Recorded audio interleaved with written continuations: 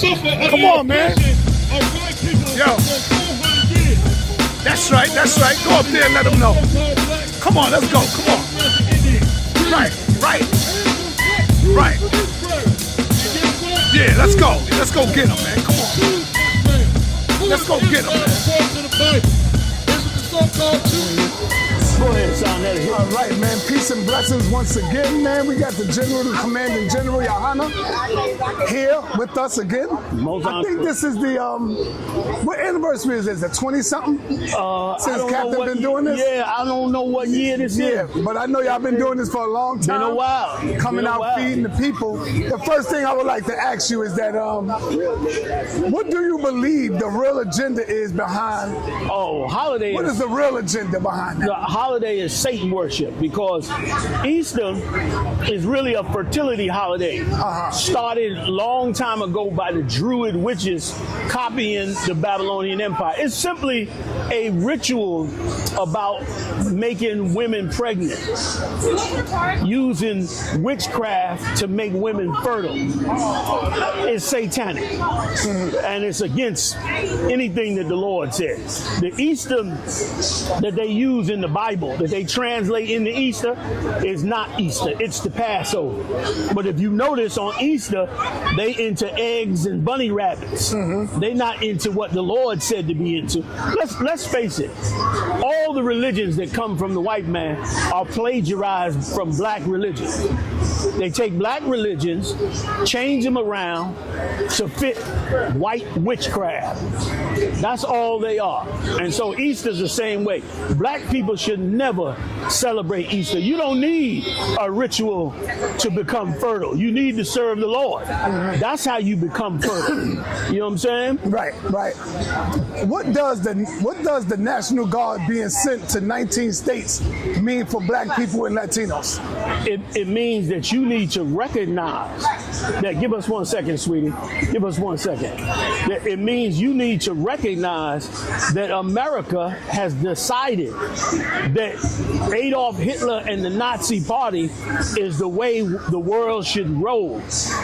What Donald Trump is doing with those troops and others is bringing in Nazism. Like you're in Nazi Germany from 1939, whether we know it or not. And he's bringing it in. That's why he's taking black people off of the military websites. He's stopped recruiting blacks and Latinos. He's trying to fire one of the heads of the Federal Reserve right now, a black woman who has worked in that, the first black woman ever to gain the office of the Federal Reserve.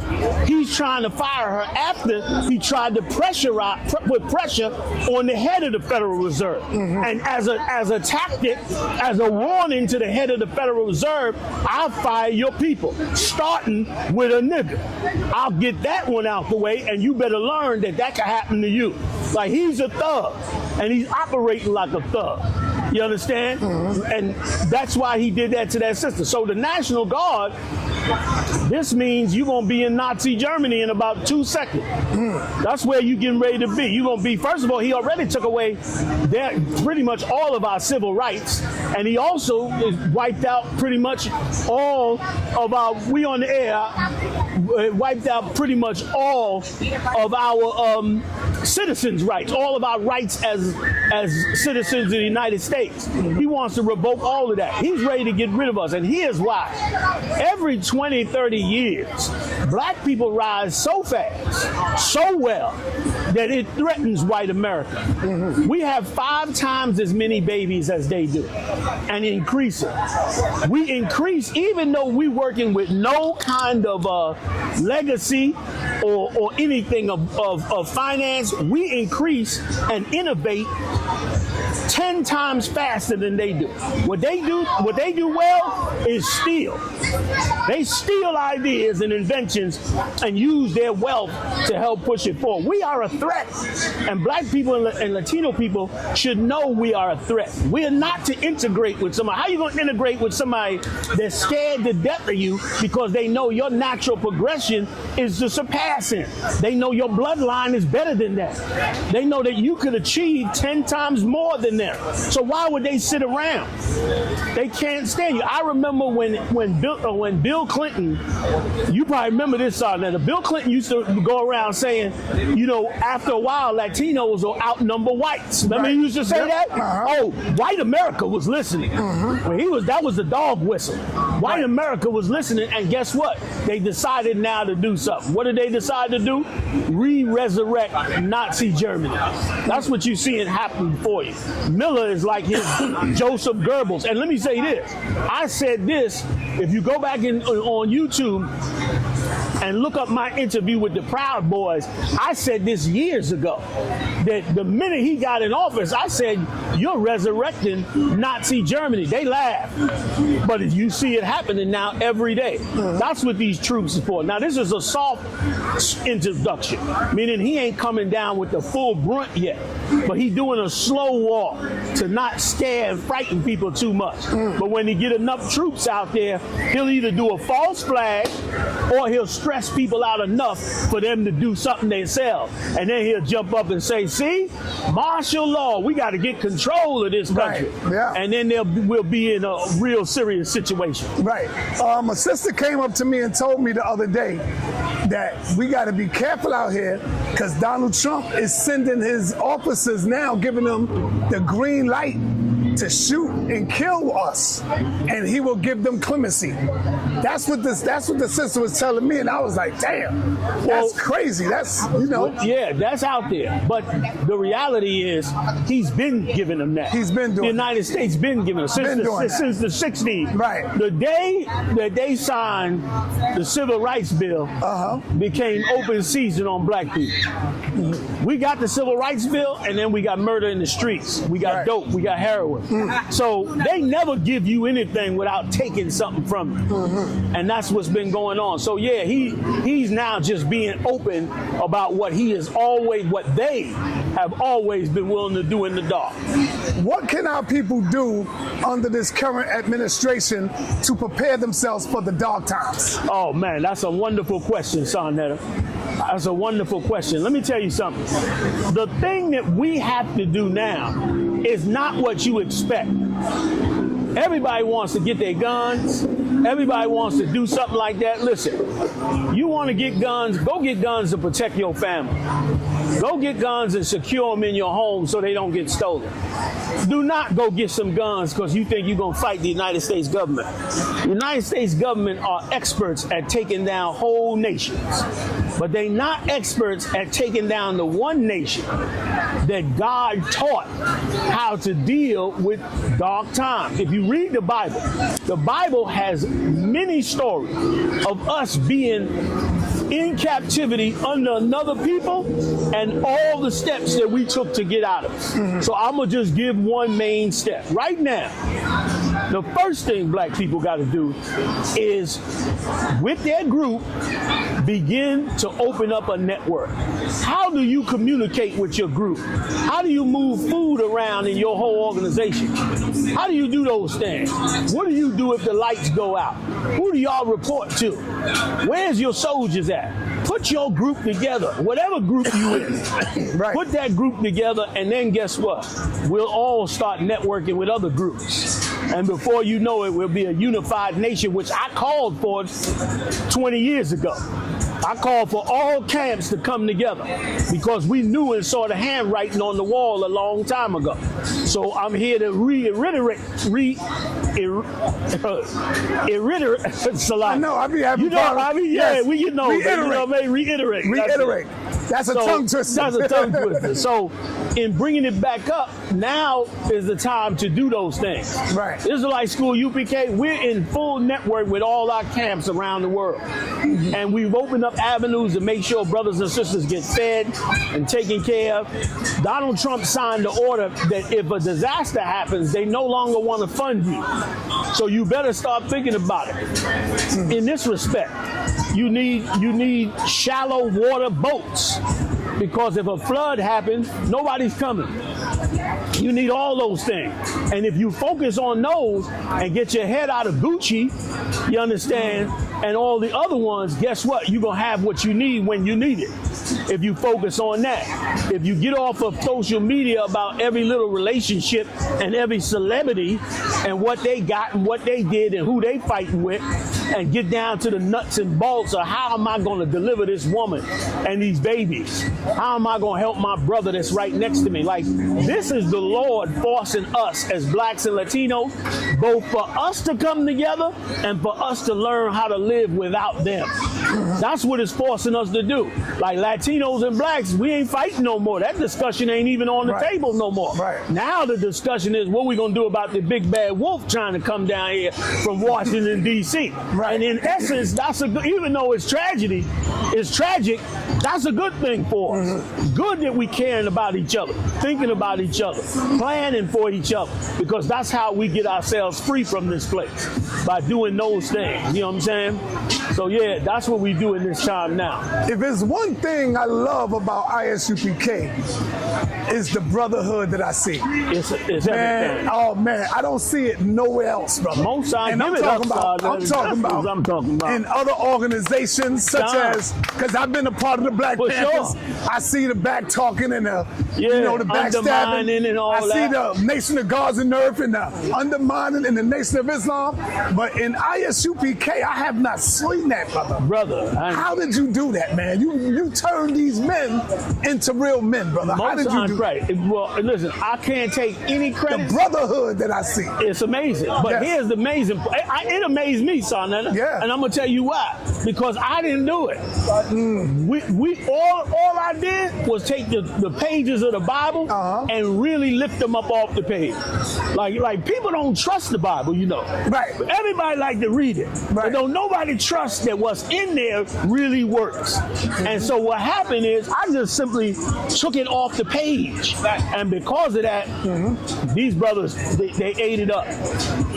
They were made for it. You good? Yeah, everything good. They were made for it. And because of it, they enacted it. They put it in effect. And every day you see them doing acts of righteousness, kindness. Every day you see them resolving things. If any organization or anybody out there really wants to know what to do, there's a scripture in the Bible. And brother, if you could live by this scripture, you could stop probably 75% of the conflict among black men and Latino men. And that is the scripture where Christ said, if your brother offend you, trespass against you, go and tell it to him and be alone. I'm paraphrasing. Right. Somebody do you a wrong, some brother mishandle you, don't go broadcasting it. Don't tell nobody. You go to that brother. And if you go to that brother, he all hostile, he don't want to hear you, and he ain't listening, no problem. You go back and get 2 more brothers. And then you bring them brothers. And guess what? Once y'all talk and you get it solved, you're going to walk away free and clear. You need him to move? You need him to move? No, okay, he's good. He's good. Once y'all resolve that, then you cut that situation loose, right? And you don't look back on it no more. And because of it, man, you grow.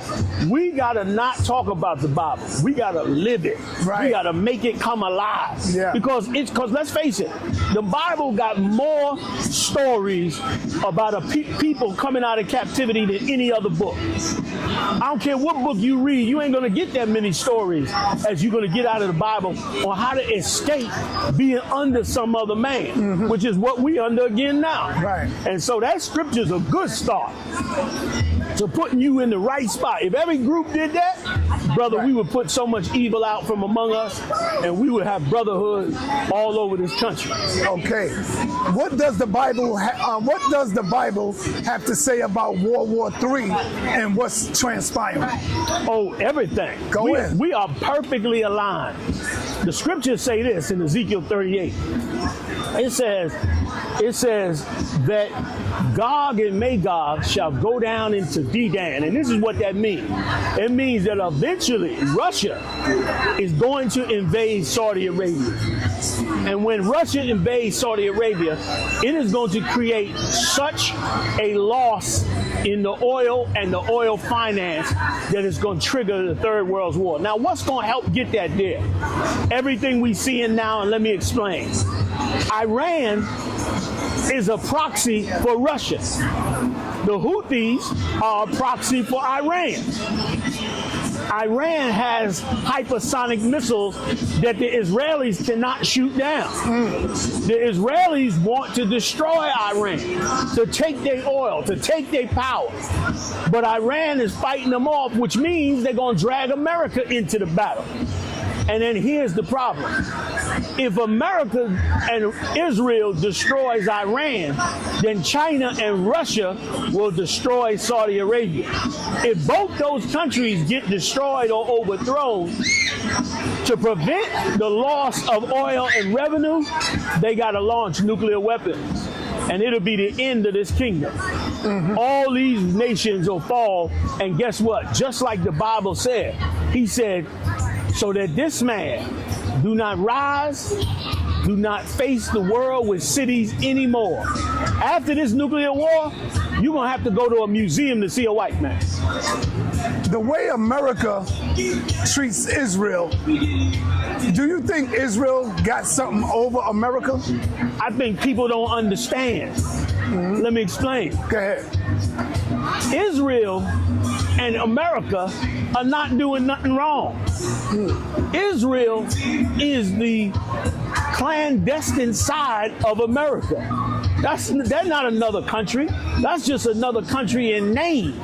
But Israel is America. Israel's America, but the clandestine side. Think about it.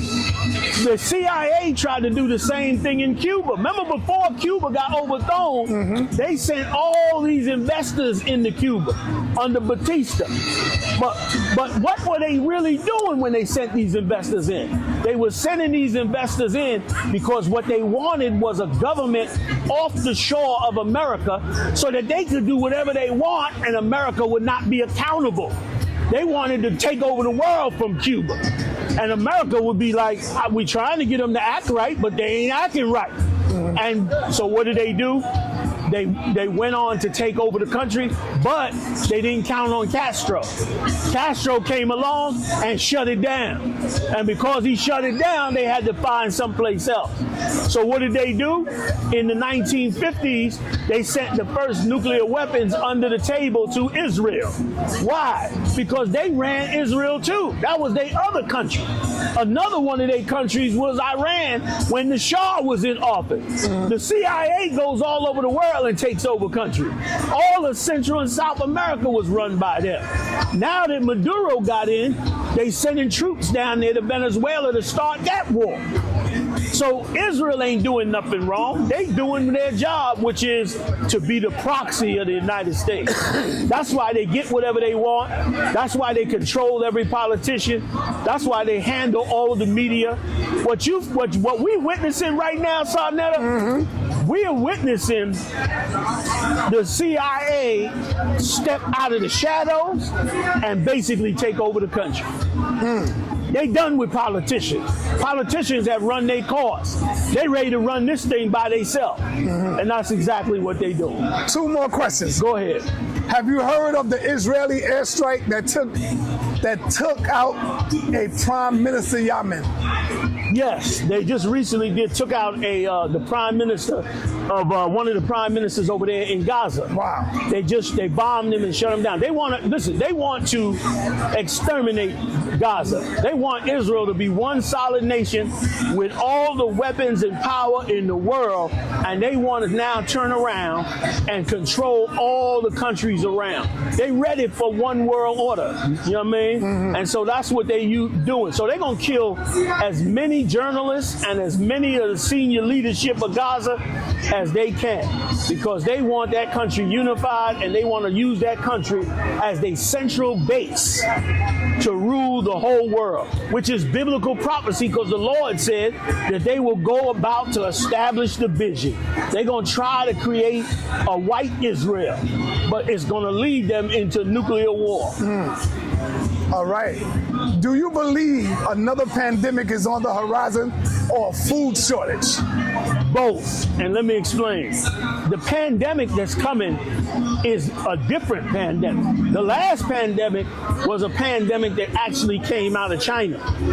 This pandemic that's coming, we won't be able to trust it because it's in the best interest now of certain Western countries to bring a pandemic and destroy everybody. So we can't trust this one.